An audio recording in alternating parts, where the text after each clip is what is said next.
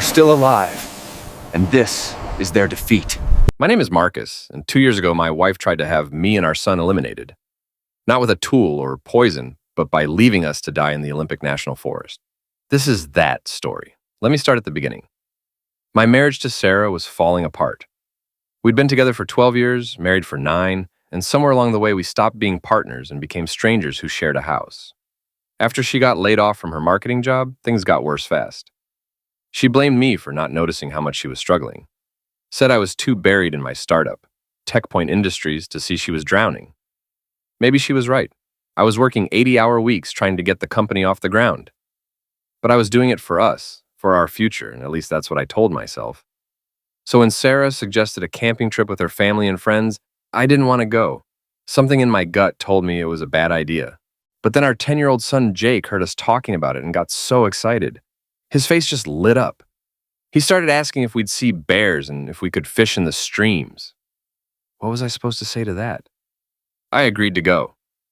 The group was Sarah, her half-brother Connor, and her 2 college friends from back in the day, Lisa and Monica. I'd never really gotten along with any of them. Connor was the type of guy who peaked in college and never moved on. Still acted like every gathering was a frat party, even though he was pushing 40. Lisa was this uptight woman who looked down on everyone, and Monica was so focused on her phone and her image that she barely participated in real conversations. But Sarah insisted this trip would help us reconnect. She put her hand on my arm in that way she used to when we first started dating and said we all needed this. Looking back, I realized she was acting the whole time. The drive up to Olympic National Park took about 4 hours. Connor led the way in his SUV with the cracked taillight he never bothered fixing, and we followed behind in our car. Jake sat in the back asking a million questions about wildlife and camping. Sarah stared out the passenger window. The entire drive, like the trees, held answers she couldn't find with me anymore. We arrived late afternoon when the sun was at that perfect angle, where everything looks golden and beautiful. The campsite was a gravel clearing surrounded by massive pine trees with a shallow river running nearby. Connor was already cracking open beers when we pulled up. He tossed one to Sarah and gave me this weird wink that didn't feel friendly at all. Lisa was setting up her tent with military precision, every stake perfectly angled. Monica was scrolling through her phone, even though we all knew there was 0 cell service up there. Jake ran around exploring everything, full of energy and excitement. He helped Lisa with her tent, and she smiled at him, which seemed fake because she'd avoided our family for the past 3 Christmases. That first night we sat around the campfire Connor built.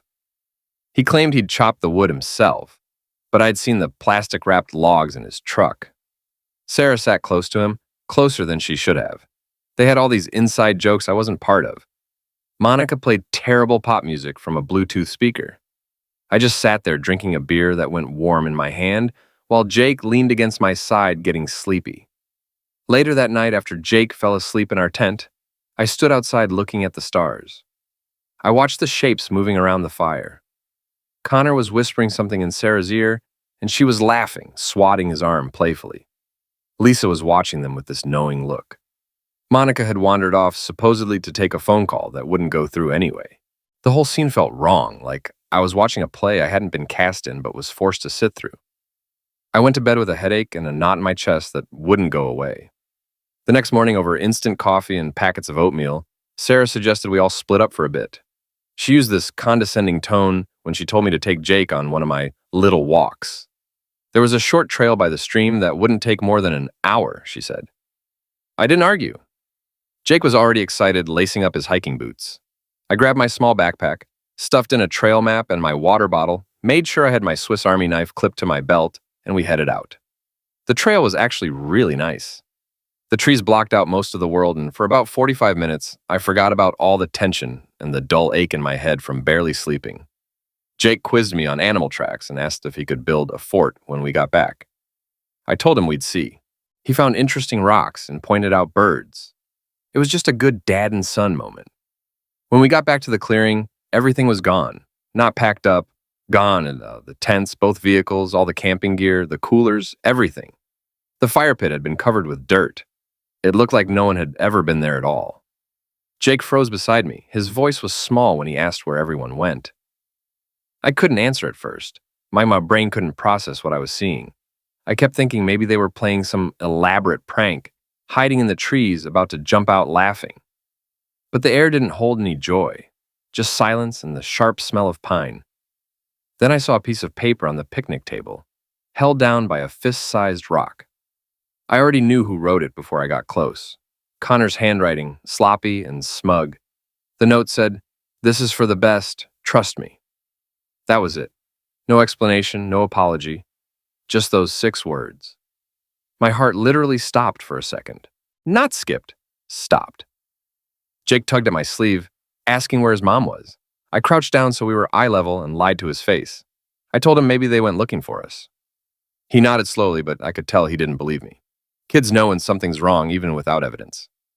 I scanned the entire area. They hadn't left anything behind. No spare food, no water, no extra clothes. Even the first aid kit that had been near the tents was gone. They'd taken everything methodically and deliberately. I walked to where our tent had been and dropped to my knees, clawing at the dirt like I might find something they'd missed. Nothing. They hadn't just left. They'd erased us, like we never existed, like this was always meant to be a one-way trip. I told Jake we'd wait there for a while, in case they came back. He sat on the ground, pulling his knees to his chest.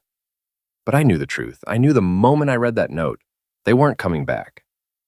Hours passed. The sun dropped lower and shadows started creeping through the trees. I walked the perimeter twice, hoping maybe they'd left a bag or a bottle of water. Anything. There was nothing. Jake got hungry. I gave him one of the granola bars from my pack. He tried to give me the last bite, but I told him I wasn't hungry. He didn't believe me, but he didn't argue. As night fell, the temperature dropped hard. I took the thin emergency blanket from my hiking pack and wrapped Jake in it. We huddled under the wooden shelter near the table. I held him close, rubbing his back while he drifted off to sleep. My eyes stayed open, staring into the darkness. What kind of people leave a child behind? It wasn't just Sarah, it was all of them. Connor, Lisa, Monica, people we'd laughed with, shared meals with, celebrated holidays with. How long had they planned this? Did they discuss it over wine, text about it in group chats I didn't know existed, and why? That question ate at me. Was it me? The tension in our marriage? The way I'd buried myself in work? Did they think I deserved this? Did they think Jake deserved this? I couldn't sleep. Every crack of a branch made my fists clench. Every whisper of wind made me reach for the knife in my pocket. I didn't cry. I wanted to, but I couldn't afford it. At dawn, I walked to the river and splashed freezing water on my face. I stared at my reflection in the water. My eyes were sunken, my jaw tight. When I got back, Jake was stirring. He asked if they were back yet. I said not yet and helped him to his feet. We couldn't stay there, hoping. Hope was a trap. What we needed was a plan and distance. I gathered what little we had, the knife, the map, the empty water bottle, a small flashlight, and packed it all into my backpack. I tore up the note, ripped it into tiny pieces, and buried it under the dirt. Jake looked up at me worried, asking where we were going. I tightened the straps on the pack and told him we were going to find help. I told him we were going to be okay. I wasn't sure if I believed it yet, but I knew one thing. Whatever Sarah and the others thought they were doing, they'd underestimated one crucial thing. You don't abandon a man and his son and expect them to just disappear. I decided to follow the stream. Water always leads somewhere, right? A ranger station, a road, eventually civilization. I kept Jake within arm's reach the entire time. We walked for hours. The actual trail disappeared fast. We were just pushing through forest, climbing over fallen logs, ducking under low branches. I used the knife to cut through brambles and thick vines as we climbed up an incline that was slick with moss. I kept my voice light for Jake's sake. I told him this was like those survival shows he loved watching. He said, "Yeah, but the guy on TV has a camera crew." I actually laughed. I told him, "Well, you've got me. I'm your crew." By midday, the water bottle was empty. We stopped by a pool where the stream widened. I made Jake rest while I filtered water through a piece of cloth, let it settle, and prayed it was clean enough. He sipped it slowly. He suggested we should catch fish like on the survival shows. I told him one step at a time. We kept moving. I spotted some thimbleberries in a patch of sunlight. I made absolutely sure they weren't nightshade before we picked them. We ate until our hands were stained red. They tasted tart, but sweet. Jake smiled for the first time since we'd found the empty campsite. That night we stopped at a break in the woods where there were flat rocks and a patch of dry moss. I gathered bark, dead branches, and soft pine needles. I scraped the knife against a rock for what felt like forever until a spark finally caught. When the fire flickered to life, Jake clapped like it was magic. We shared the last granola bar. I gave him the bigger half. He handed me a bite anyway. Then he asked if I thought his mom got lost too. I stared at the fire too long before answering. I told him I thought Mom made a mistake, but right now we were going to be okay because we had each other. He nodded. He understood more than I wanted him to. He curled up beside me, wrapped in that emergency blanket. The stars above looked unreal, like someone had punched holes in black paper. I stayed awake long after his breathing became steady. Every sound felt like a threat. Every rustle could be a bear or something worse. But what really ate at me wasn't the external threats. It was the question of why. Why would Sarah do this? Why would Connor, Lisa, and Monica, people who'd celebrated birthdays with us and toasted to our anniversary, plot something so precise and heartless? This wasn't spontaneous. This was planned. Every tent folded, every car started, every trace of us removed. This was orchestrated. And then there was the note. Trust me. Those words boiled under my skin. Connor, with his condescending smirk and lazy charm, had always resented that I'd built TechPoint from nothing in my garage and turned it into something successful. Maybe he thought he was doing me a favor by making me disappear. The next morning, Jake woke up shivering. I gave him the rest of the berries and a few sips of our filtered water. We moved slowly because his feet were getting sore, but he never complained. I made him a walking stick from a sturdy branch and showed him how to use it for balance. I told him he was a real outdoorsman now. He grinned, proud of himself. We stayed near the stream. I figured it had to lead somewhere eventually. Around noon, we found a patch of wild onions. I dug some out with the knife, rinsed them in the water, and we chewed them slowly. They were sharp and bitter. Jake spit his out, saying it tasted like feet. I laughed and told him that meant it was working. We made camp near a rock wall that night. The wind was louder there, the kind that whistles warnings. I built another fire, smaller this time to conserve energy. I noticed Jake wasn't eating much. I asked if he was tired, and he just nodded and then lay down early. His eyes closed fast, but I could feel heat coming off his forehead. When I pressed my palm against it, he was burning up. Too hot. I dug through the pack and pulled out some dandelion root I'd gathered earlier, crushed it up, poured water over it, and boiled it in a dented tin cup I'd found. The tea was bitter and dark. I lifted his head and helped him sip it. I told him he was going to feel better soon, I promised. He murmured something in his sleep, a single word. Mom. I turned away and blinked back the rage. I stayed up again all night, firelight dancing in front of me, my hands clenched around the knife. We were going to survive. Not because we were lucky, not because I had some master plan, but because I was going to will us through it. Because someone needed to answer for this. Because I needed to walk back into civilization with my son beside me, alive so they would know exactly who they'd failed to eliminate. By the third day, I was beginning to understand how truly indifferent nature is. It doesn't hate you or love you. It simply doesn't care if you live or die.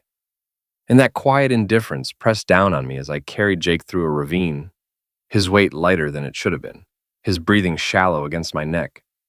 He'd stopped talking sometime late the night before. Even when he tried, his voice was barely a whisper. His skin was burning up. We'd been surviving on berries, wild onions, and stream water boiled over shallow fires. I'd even managed to catch a frog once and roasted it on a stick for protein, but it wasn't enough. Jake was small for his age, and this was taking a serious toll. I told myself it was just fatigue, just hunger. But when he started mumbling incoherently in his sleep, clearly feverish and delirious, I knew it was more serious. We reached a patch of flat ground, and I laid him down gently on a bed of ferns. His face was flushed with beads of sweat forming along his hairline, despite the cool mountain air. He shivered and curled up like he was trying to disappear into himself. I sat beside him with trembling hands and rummaged through the pack. Nothing helpful, no medicine, no antiseptic, no bandages. I only had what nature could offer, and that terrified me. I remembered an old survival guide I'd read years ago about dandelion root reducing fever. I chewed some of what I'd gathered, swallowing the bitterness, then crushed the rest into the tin cup with stream water and set it over a fire I coaxed from damp bark and dry grass. The smoke curled up slowly. Jake stirred and called out weakly, "Mom!" The word was like a knife in my chest. I wanted to scream her name into the trees, to demand answers about how she could do this, how she could leave her own child behind without a second thought. But I didn't. I couldn't afford that luxury. He needed me calm and strong. I helped him sip the tea when it cooled, holding the cup steady as his hands trembled. He coughed once and closed his eyes again. His breathing slowed, and for a terrifying moment, I thought he was slipping away. I grabbed his hand. It was too hot. I whispered that he was okay, that he was strong just like his mom used to say. I hated saying it, but he needed something familiar to hold on to. He didn't respond, just lay there, curled beneath the ferns. I sat beside him all night. I didn't doze. I barely blinked. I just watched him breathe. Every time his chest moved, a weight lifted slightly. Every time it paused, terror clenched my heart. I prayed. Not clean, memorized prayers from church, but raw, ugly, wordless begging. A bargain with whatever force might be listening. I hadn't spoken to God in years, but that night I made promises. I swore if Jake made it through this, I would become the man he deserved. And I swore I would make the people who did this pay.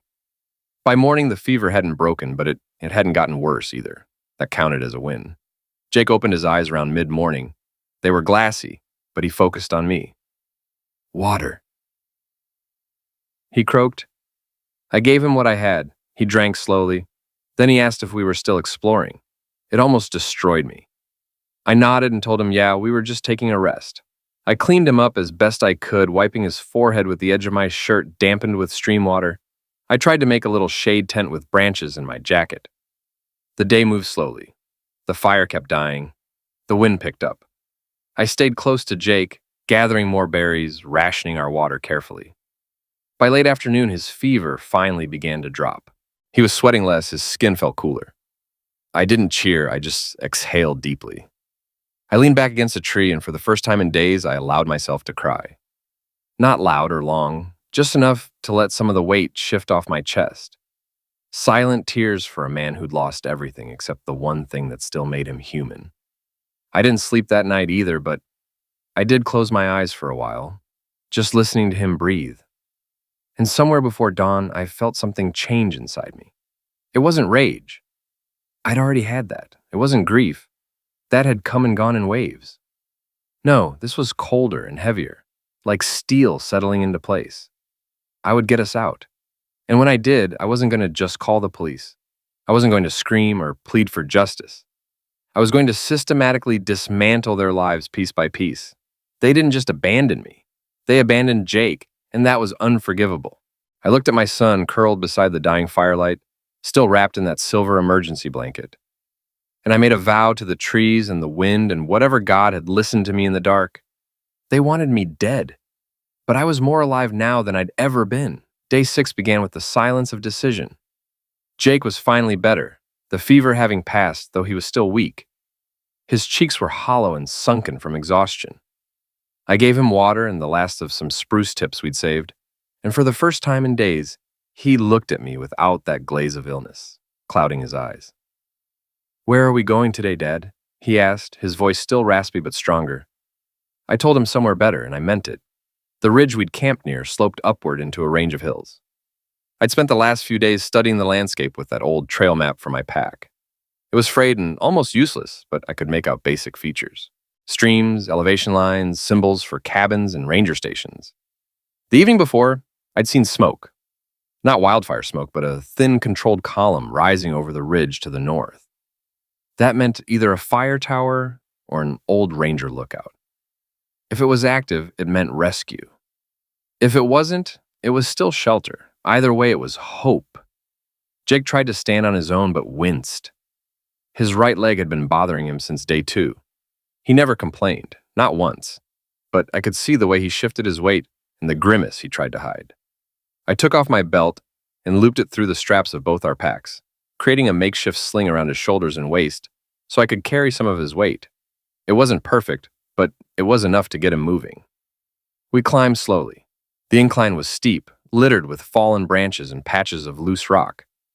My boots slipped more than once, but I caught myself. I had to. I couldn't fall with him depending on me. Jake was silent for most of the climb, saving his breath. Every so often, he'd quietly ask if I was okay. I'd grunt back that I was and ask him the same. He'd say, yeah. We reached a small ledge by midday and paused. I gave him water and let him rest in the shade while I climbed a little higher to scan the horizon. And there it was. Smoke, a thin gray column rising steadily over the ridge. Controlled, purposeful. Not wild like a forest fire. A signal. Maybe a camp. Maybe a tower. I felt my knees weaken, but not from fear. We were close. I slid back down to Jake and smiled. See that smoke? He nodded slowly. That's where we're going. The climb was brutal. My legs screamed, my lungs burned, my hands were torn from grasping branches and scraping bark, from lifting Jake every time the terrain got too steep. I never let go. Not once.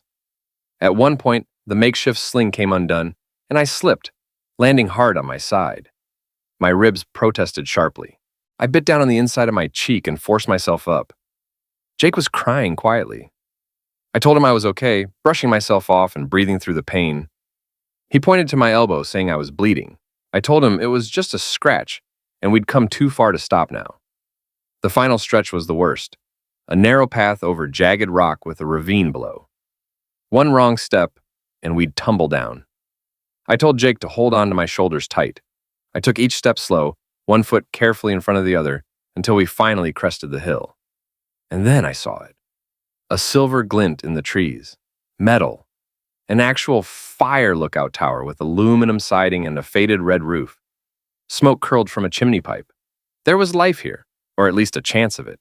I almost collapsed from relief. That's it, I said. That's where we're going. We descended the final slope slowly. The forest seemed quieter, like even nature was watching. I knocked on the door at the base with trembling hands and shouted. No answer. I circled around and found a hatch leading to a staircase, going up. I hoisted Jake onto my back and climbed. At the top, the door creaked open with a groan. Empty, but not abandoned. Inside was a cot, shelves with canned food, beans and soup and almonds, a first aid kit, and a flare tool hanging on the wall. I nearly dropped to my knees right there. This was salvation. I laid Jake on the cot. He looked up at me with exhausted eyes and whispered, "We made it." I gave him almonds and water. Then I carefully tended to his foot with iodine and gauze from the first aid kit. He winced, but didn't cry. That night I stood on the platform outside, pointed the flare tool toward the darkening sky, and fired. The flare hissed upward, blooming into a red flower of hope against the clouds. I watched it fade, and then I waited. 30 minutes later, I heard it. The distinctive sound of rotor blades slicing through the silence. A helicopter emerged from behind the ridge, dipping low over the treetops. A spotlight cut through the branches, scanning. I waved both arms and shouted until my throat went raw. They saw us. The helicopter hovered, then descended slowly, kicking up dust and pine needles. A medic jumped out, ran to the tower, and pulled Jake into their arms. I followed, limping and dizzy. I don't remember being lifted into the chopper. I just remember Jake reaching for me, his small hand finding mine, and then everything went black. When I woke up, I was in a hospital room with an IV in my arm and a heart monitor beeping steadily. Jake was asleep in the bed beside me. Clean, warm, safe. I didn't know how many days had passed. A nurse came in and called for the doctor, but it wasn't a doctor who arrived first. It was a man in a dark suit holding a badge. FBI. "Mr. Harrison," he said, "do you know your wife filed for your passing last week?" I stared at him. The words didn't make sense. "She what?" He nodded slowly. "We need to talk." That was the moment I knew they hadn't just abandoned us. They'd tried to erase us completely. The hospital bed creaked as I tried to sit upright. My body felt foreign, stiff and bruised and hollowed out, but none of that mattered after what this agent had just told me. Sarah had filed for my passing. Not missing, not endangered, dead, and not just mine. Jake's too. The man's name was Agent Coleman. He had a thick folder under his arm that looked ominous. "We received the insurance claim last Wednesday," he said. "Your wife submitted it through an attorney. Claimed you went missing on a hike due to stress and mental instability. Said you took your son with you after a series of emotional outbursts. I wanted to laugh, but my throat was too dry. Agent Coleman opened the folder. There were letters attached to the claim, signed notes supposedly from you, a will, even a psychiatric report from a Reynolds. He dropped copies on the tray table. They claimed you had a mental break, that you wandered into the woods intending to die. I stared at the pages. I didn't need to read them to know they were fake.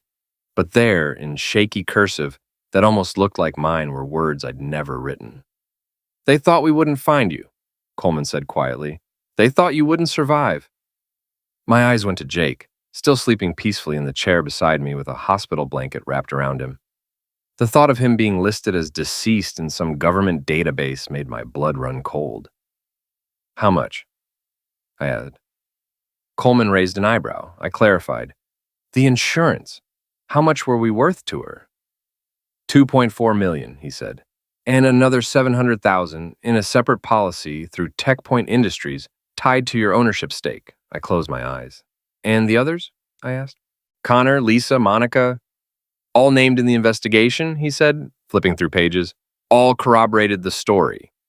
Your brother-in-law claimed he saw you leave the camp alone with Jake. Said you were distraught. Sarah backed it up with text messages that were conveniently saved. Lisa and Monica said they stayed behind because they were uncomfortable with your behavior. He paused. They even hired a notary to certify the new will. I let out a bitter laugh. Let me guess. Sarah was the sole heir. Coleman didn't smile. Correct. I leaned back against the pillows, my pulse thudding in my ears. We're compiling everything now, he continued. But the fact that you and your son are alive complicates their plan significantly. You were supposed to disappear. It's much harder to press an insurance claim when the body walks back into the world. I looked down at my hands. They were still scraped and dirt-stained. They left a child behind, I said quietly. That's not just fraud, Coleman said, nodding. It's attempted child endangerment, possibly more depending on the DA. And now that Jake's recovered enough to speak, we'll get his statement. But I need your help. We need your full testimony. Everything from the trip, every detail you remember. We'll pair it with GPS data from the helicopter rescue and the medical evaluations. If we build the timeline tight enough, we can dismantle their entire story. I nodded. Coleman met my eyes. Sarah hasn't been arrested yet. We didn't have enough until now. Something in me shifted. This wasn't just about survival anymore. This was war. 3 days later, Jake and I were discharged. He clung to my side like a shadow as we stepped into the sunlight. I was 20 pounds lighter, limping and bruised everywhere. But I was upright. We were taken to a safe house while the investigation continued.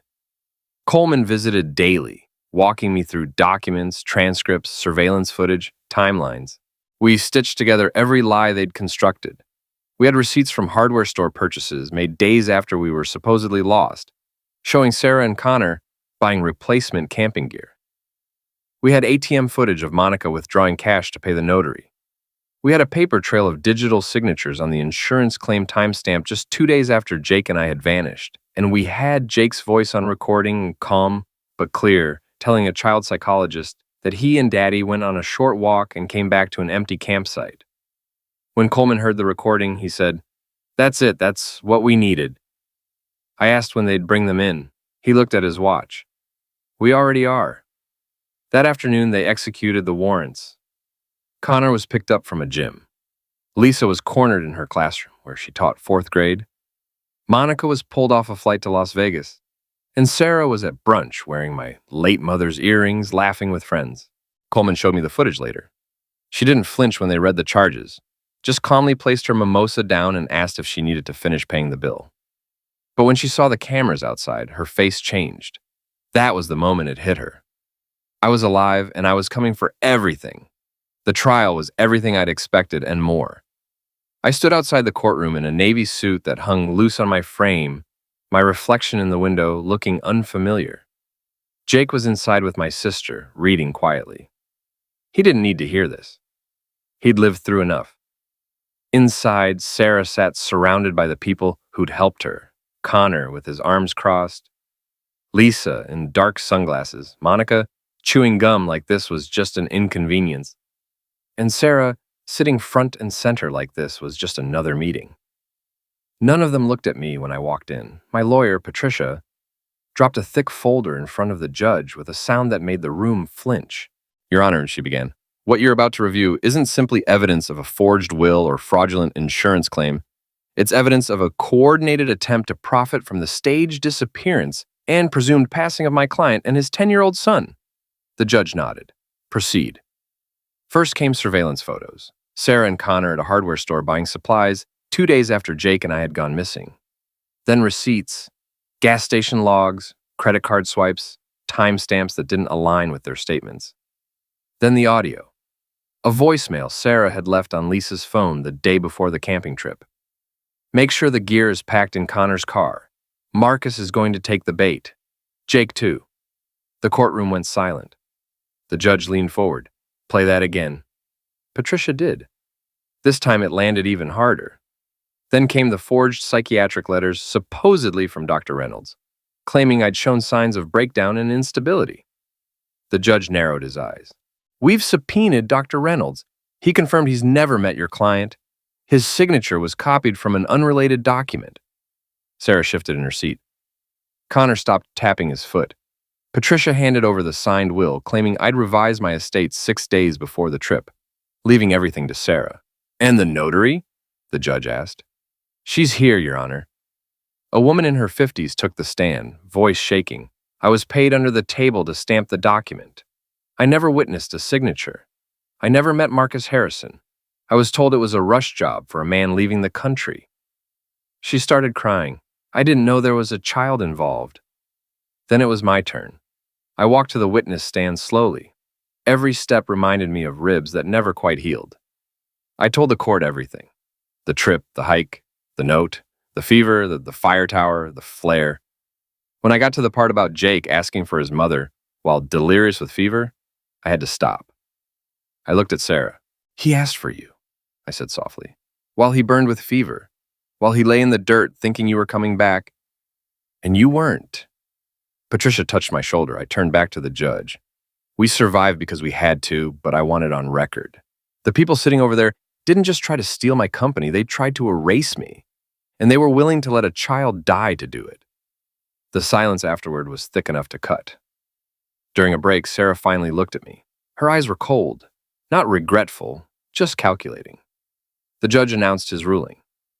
"The evidence establishes clear grounds for criminal trial.